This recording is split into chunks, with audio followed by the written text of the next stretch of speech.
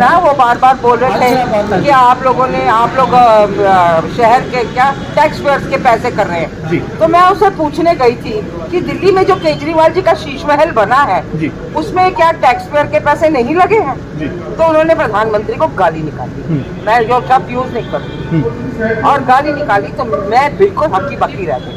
तो मैंने वापस वही बात केजरीवाल जी के लिए बोली। मैंने कहा प्रधानमंत्री के लिए मत बोलना, केजरीवाल जी के लिए बोलना। फिर मैं उधर से आगे आ गई। मैं थोड़ी नाराज हो गई।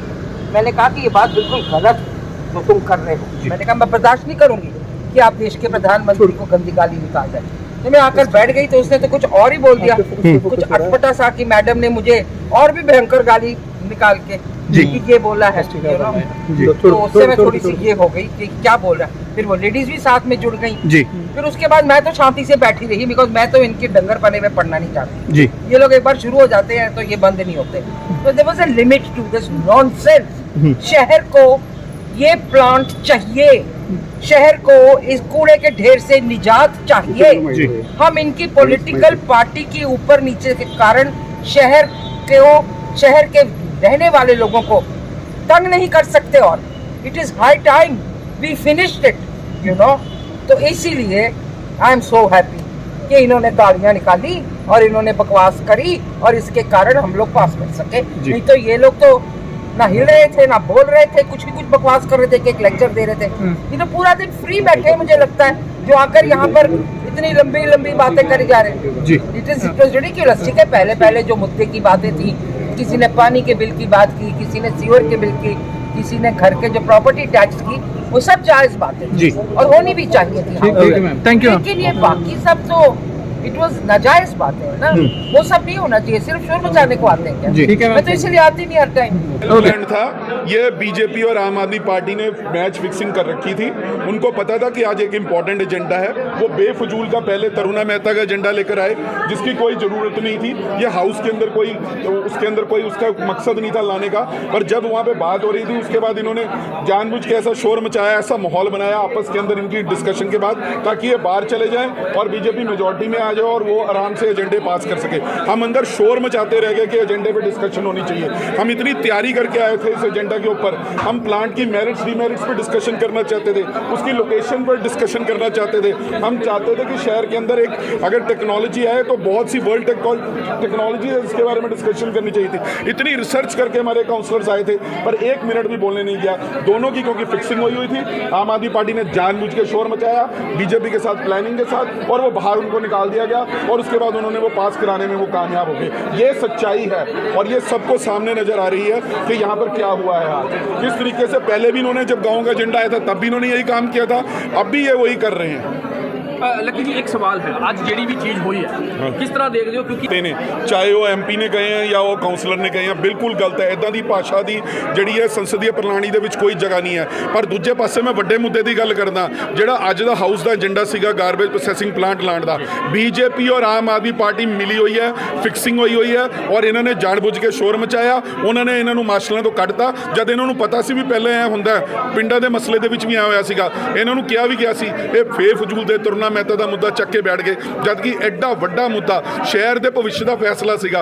ਅਸੀਂ ਇੰਨੀ ਤਿਆਰੀ ਕਰਕੇ ਆਏ ਸੀਗੇ, ਅਸੀਂ ਵਰਲਡ ਕਲਾਸ ਟੈਕਨੋਲੋਜੀਜ਼ ਦੇ ਉੱਪਰ ਡਿਸਕਸ਼ਨ ਕਰਨੀ ਸੀਗੀ, ਅਸੀਂ ਲੈ ਕੇ ਆਏ ਸੀ, ਉਹ ਸਾਰੀ ਗੱਲਾਂ ਕਰ ਰਹੇ ਹਾਂ। ਪਰ ਤੁਹਾਡੇ ਸਾਹਮਣੇ BJP ਨੇ ਵੀ ਉਸ ਟਾਈਮ ਧੱਕਾ ਕੀਤਾ, ਕੋਈ ਡਿਸਕਸ਼ਨ ਨਹੀਂ ਕੀਤੀ ਕਿਉਂਕਿ ਅਸੀਂ ਸਾਥੀ ਸੀਗੇ ਔਰ BJP ਵਾਲੇ 14-15 ਜਾਣੇ ਸੀਗੇ ਔਰ ਇਸ ਕਰਕੇ ਉਹਨਾਂ ਨੇ ਧੱਕੇ ਨਾਲ ਪਾਸ ਕੀਤਾ। ਪਰ ਮੈਂ ਇਹਨੂੰ ਦੋਨਾਂ ਨੂੰ ਕਸੂਰਵਾਰ ਸਮਝਦਾ। ਆਮ ਆਦਮੀ ਪਾਰਟੀ ਜਿਹਨੇ ਜਾਣ ਕੇ ਇਹੋ ਜਿਹਾ ਮਾਹੌਲ ਬਣਾਇਆ ਕਿਉਂਕਿ ਅਧਿਕਾਰੀਆਂ ਦੇ ਨਾਲ ਗੱਲ ਕਰਕੇ ਵੀ ਸਾਨੂੰ ਬਾਹਰ ਕੱਢ ਦਿੱਤਾ ਜਾਏ ਔਰ ਉਧਰੋਂ BJP ਨੇ ਕੋਸ਼ਿਸ਼ ਕੀਤੀ ਕਿ ਉਹਨੂੰ आप रिकॉर्डिंग में देख सकते हैं किसने गालियां निकाली है। रिकॉर्डिंग में पता लग जाएगा किसने गालियां निकाली है। हमारे पार्षद लाठी जी को गालियां निकाली और उसके बाद मेयर ने सभी पार्षद को मार्शल बुला के बाहर निकाल दिया। सारी पार्टी और शहर के लोगों का पैसा आज बर्बाद किया जाएगा। शहर के लोगों का पैसा आज बर्बाद किया जाएगा। 400 करोड़ का प्रोजेक्ट आज चंडीगढ़ के लोगों का पैसा बर्बाद किया जाएगा।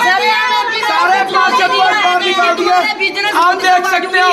और आप देख सकते हो कैसे 4 मार्शल ने, अगर मार्शल तो अपने चुनौती जाती हूँ तो मैंने अपनी माँ का दूध पिया, एक एक करके आ जाओ, अगर ना किसी सीट के मारूंगी मैं भी ऐसे ही चटनी हूँ, दोनों तो आ जाओ एक एक करके। ऐसे के ना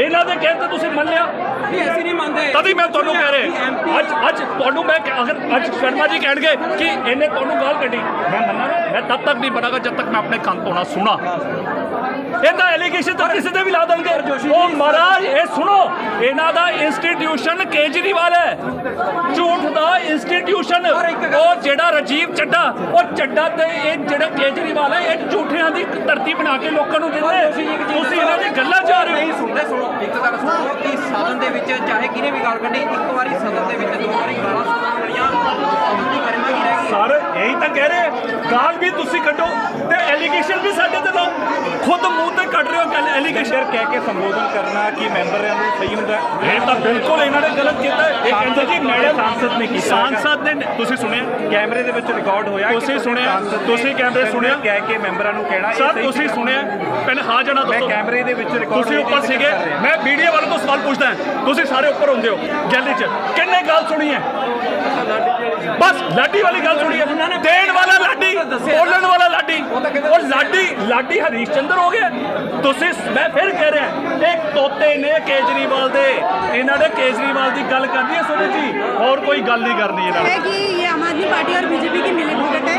इन्होंने इस तरह से ड्रामा क्रिएट किया, आम आदमी पार्टी के जो है काउंसलर्स को सस्पेंड किया गया, जो कांग्रेस है उसका तो सिर्फ एक ही मुद्दा, वो मुद्दे की बात करते हैं। आज उसने डिस्कशन करना था इन सभी एजेंडाज के ऊपर जो कि शहर के बहुत ही महत्वपूर्ण एजेंडे हैं, लेकिन इन सब से परे होकर सिर्फ पास कर दिया गया। हमें टेक्निकल डिस्कशन करने के लिए कोई भी समय नहीं दिया गया। हम इसमें रोष भी प्रकट किया हमने, और हम इसी के अगेंस्ट बीजेपी के अगेंस्ट नारेबाजी आज यहाँ कर रहे हैं कि आपने हमें टेक्निकल डिस्कशन, हमारा अपना इनपुट एज अ काउंसलर जो एक प्लान इतना बड़ा लगाने जा रहे हैं उसमें हम हमारी डिस्कशन करने का बिल्कुल समय नहीं दिया। तो ये आम आदमी पार्टी का और बीजेपी का आपस की गांठ-साँठ है जी। इन्होंने मिलजुल के हाउस को इस तरह से किया है ताकि जो है मुद्दे पास कर सके बीजेपी। आम आदमी पार्टी ने सीधा जो है वो बीजेपी को फायदा दिया। मुझे इस बारे में नॉलेज नहीं है, बस मैंने उनको आपस में बहस करते देखा तो बीइंग एज ए लेडी मैं किरण खेर मैम को थोड़ा सा अपनी सीट पर बैठिए, थोड़ा ना बहस कीजिए उसमें कही, क्योंकि बाकी की हमारे जो मेल पार्षद थे वो लाडी जी को समझा रहे थे, पीछे कर रहे थे।